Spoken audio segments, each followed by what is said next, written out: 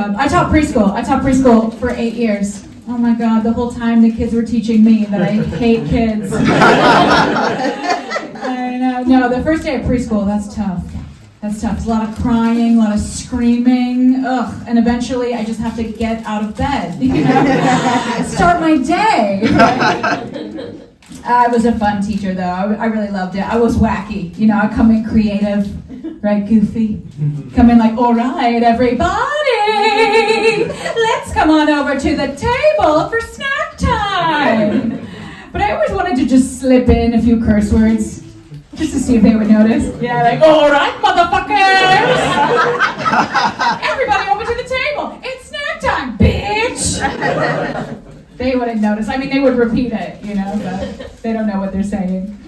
But no, I love teaching because kids would say the funniest things. You know, it was the best. Oh, I had a student one time. He came running up to me. His face was all scrunched up. I was scared. I said, Gus, are you okay? He goes, Miss Katie, the poo-poo's coming out of me. I know. I was like, shit. Potty training, that's a big part of preschool. Potty training, right? Like, I had a student once. She would pee her pants every day in the morning, right when she got in. I called her Old Faithful. Yeah. And I would have to go change her, you know, because my co-teacher was a man. But I didn't mind because my co-teacher was a Christian rapper, and he was playing his rap album for the class, like a G-rated Eminem. It's very strange. So I was like happy to have a break, you know. I was like, I would rather touch urine, please, anything. But, you know, her parents were worried. They were like, what if she's delayed? So I worked with her on the potty training. We worked through it. She stopped having the accidents. I was very proud. But so then every time my teacher would play his awful bars for the Lord, I would just have to pee my own pants, you know, to escape. That was the only male I worked with. I had all women coworkers. Oh, thank you. I had all women coworkers at the preschool. I love working with women. It was the best. But I will say, you know, we did have a very bad gossip problem. It was me. Sorry, I'm fun. But no, teaching preschool, I will say, it will destroy your self-esteem. It will. I have brown teeth. I found that out. Yeah, I got a lot of, my mom says that's what happens when you don't brush. I'm like, okay, well, your mom's not a dentist, Simone. She's a realtor, okay? And she has a lot of lip filler, so what does that tell us about her? Kids will annihilate you. They will annihilate you in the sweetest angel voice, too, like, your head is a little bit bald at the top. At least, like, if they said it in a mean voice, you could be like, well, that one's an asshole. But no, that's not what's happening. They're just sharing something that they've observed about their world. My friend is an actor. She was like, acting so hard for your self-confidence. I'm like, no. Like, it's a preschool teacher, okay? Like, no other job does the customer insult you to your face, right? Like, divorce lawyer. You're like, okay, so do you have any questions about the alimony? They're like, yeah, actually I do. Why are your arms so jiggly? What? I had a student, she came in halfway through the year, right? So the whole morning, she's staring into my face. I'm like, here it comes, right? I'm saying stuff like, not everyone's teeth are white, and that's okay. And so she's still staring into my mouth hole. I go to her at snack. I'm like, what are you looking at? You know, like, let's get it over with, expecting her to roast my teeth. And she goes, you have a lot of little hairs coming out of your lips. I'm like, damn, she got me. My co-teacher is staring at me like, does she have a mustache? I'm like, quiet, Macklemore. It's wild. Like, before I taught preschool, I thought I was like a pretty attractive young lady. But now I know that to kids, I look like Steve Buscemi.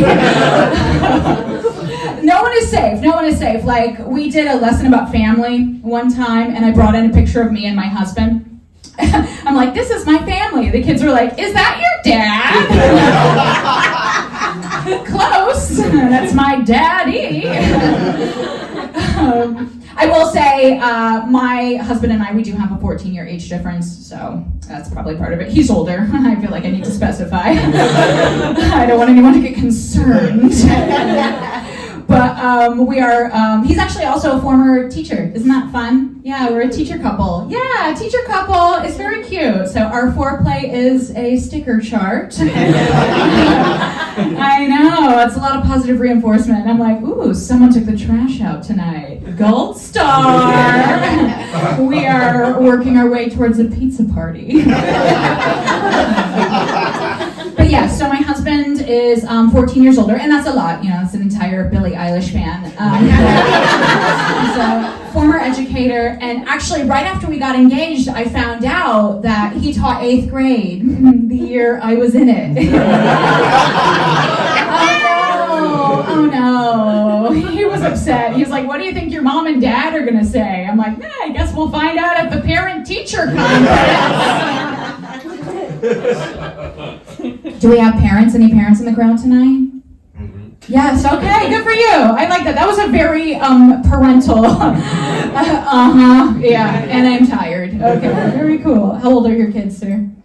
23 and 25. 23 and 25? Okay, so you did it. You've been through it. Yeah. Good for you. I'm thinking about it. Although I'm 38, so that's an age, I'm like kind of running out of time to have kids, and it's scary.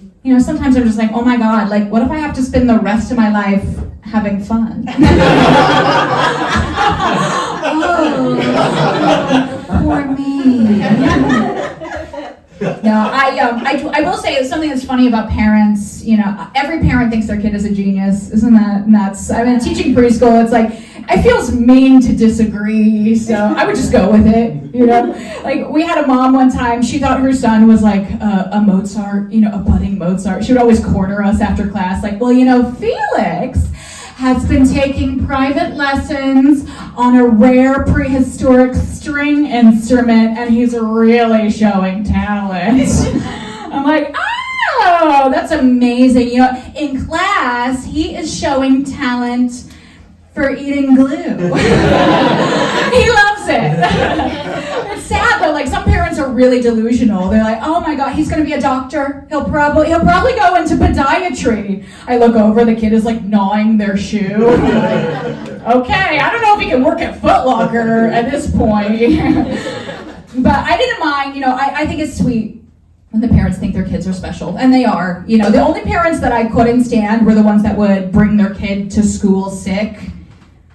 Come on, that's the worst. I overheard a mom one time, she's like, you know what I do? I just drop them off, give them a couple baby aspirin, I run my errands, and I pick them up when the teachers notice. I'm like, ma'am, that's how our entire school got the shits, okay?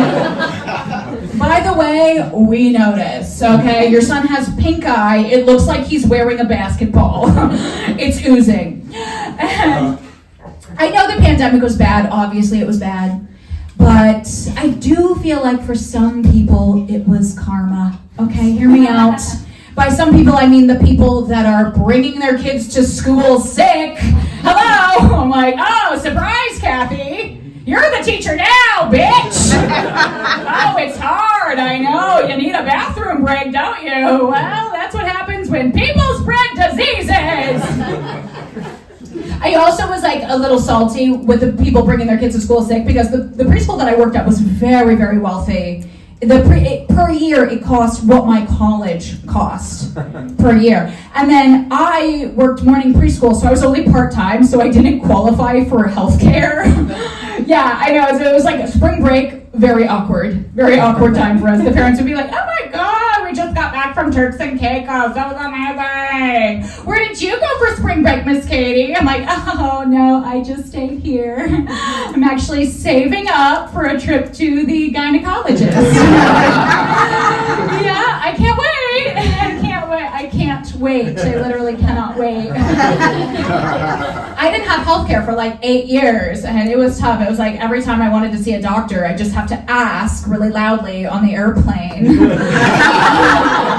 Thank you. Plane ticket cheaper than a copay, right?